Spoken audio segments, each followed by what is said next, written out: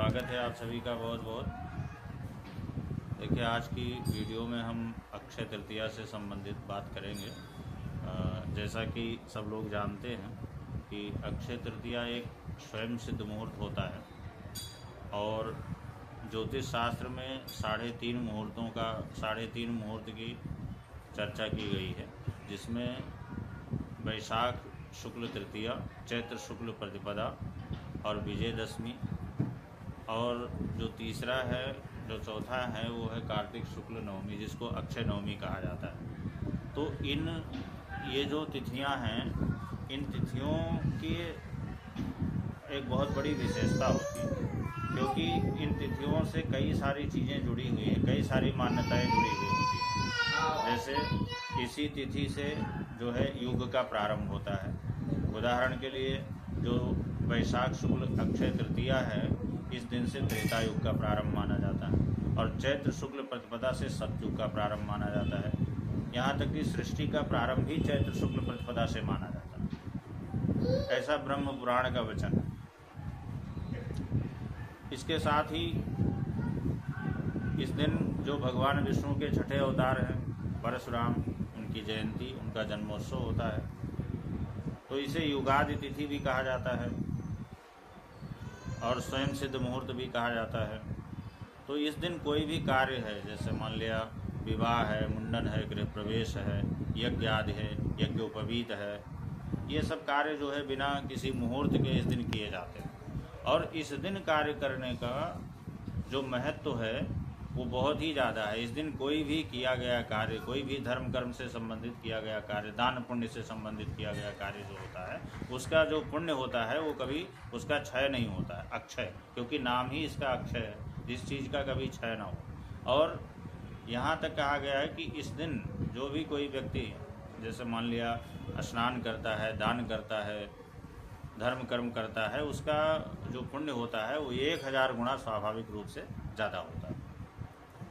इस बार अक्षय तृतीया को लेकर के थोड़ा सा संदेह भी है, और 2 दिन तृतीया का संयोग भी पड़ रहा है, क्योंकि 19 अप्रैल 2026 को तृतीया तिथि का जो प्रारंभ होगा वो लगभग पूर्वाह्न 11:15 बजे तृतीया तिथि का प्रारंभ होगा, यानी लगभग 11:50 से इसका प्रारंभ होगा।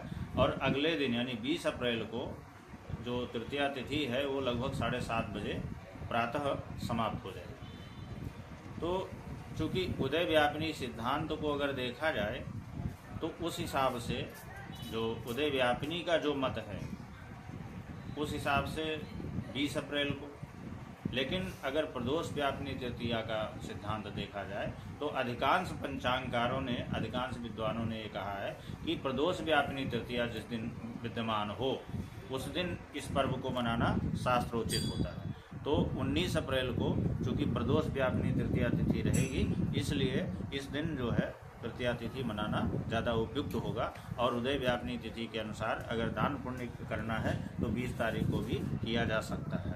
यानी कुल मिलाकर के अगर देखा जाए तो 2 दिन तृतीया तिथि का संयोग बनेगा। और तृतीया तिथि के दिन, जैसा कि मैंने बताया कि कोई भी कार्य करने से इस दिन खरीदारी का विशेष महत्व होता है, चल संपत्ति खरीदने का विशेष महत्व होता है, खास करके स्वर्ण खरीदना। ऐसा कहा गया है कि जौ के बराबर भी यदि अगर स्वर्ण खरीदा जाता है तो उसमें निरंतर वृद्धि होती है। लेकिन इस बार अक्षय तृतीया की एक बहुत ही खास बात यह है कि जैसे मैंने अभी पहले बताया कि विवाह आदि कार्य भी हो जाते हैं, लेकिन इस बार अक्षय तृतीया पर विवाह का नक्षत्र नहीं है। तो इसलिए कई विद्वानों के मत में इस बार अक्षय तृतीया पर विवाह आदि करना अधिक उपयुक्त नहीं रहेगा। ऐसा प्रायः कमी होता है जब अक्षय तृतीया पर विवाह का नक्षत्र ना हो। लेकिन चूँकि तिथियां जो है, नक्षत्र का जो मान है, तिथियां जो है वो घटती बढ़ती रहती हैं, तो इसलिए इस बार कृतिका नक्षत्र रहेगा, प्रातःकाल कृतिका नक्षत्र रहेगा, इसके बाद में भरणी नक्षत्र आ जाएगा, जो कि विवाह कार्य में नहीं आया है। तो इसलिए इस बार थोड़ी सी इस चीज़ को लेकर के दिक्कत सामने आएगी। पूजन का जो मुहूर्त होगा तृतीया तिथि लगने के बाद में लगभग 11:15 बजे के बाद में पूजन का मुहूर्त प्रारंभ हो जाएगा। सबसे शुद्ध मुहूर्त और खरीदारी का मुहूर्त जो है प्रातः पूर्वाह्न 11:15 बजे से लेकर के और 12:20 के मध्य का होगा, क्योंकि इस दौरान अभिजित मुहूर्त विद्यमान रहता है।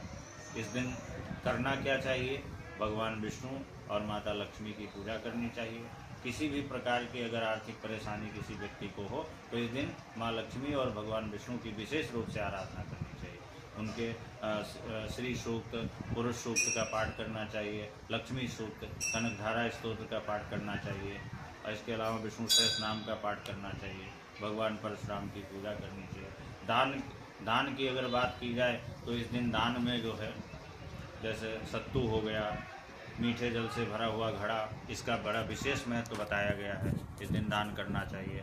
स्वर्ण आदि दान करने का तो महत्व ही कुछ और अलग है।